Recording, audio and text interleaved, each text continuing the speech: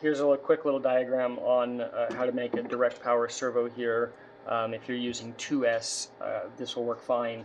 If you're using 3S, you're going to need to get like a BEC or something like that to run in there instead, because this won't work with 3S. But with 2S, what I found the easiest is these little pigtail connectors. They come with both the male and the female, and I basically just use that as a jumper that goes between the ESC and the battery on there.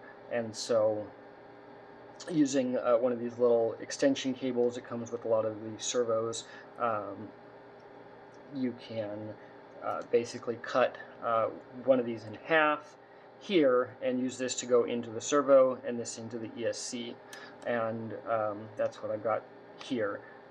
Is this here, this going into the servo, into the ESC, and this going into the servo.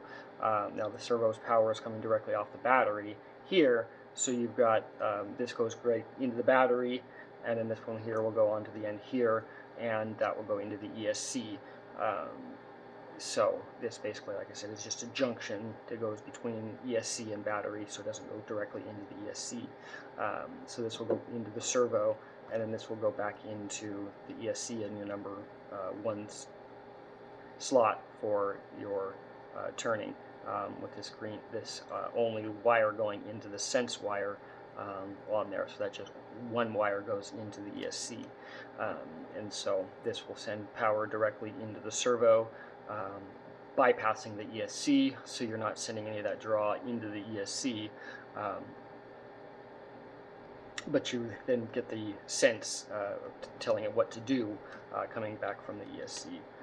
So these new EcoPowers will run off direct power, running off that 8.4 volts, so they'll be significantly stronger running directly to the battery than they would coming off the ESC there.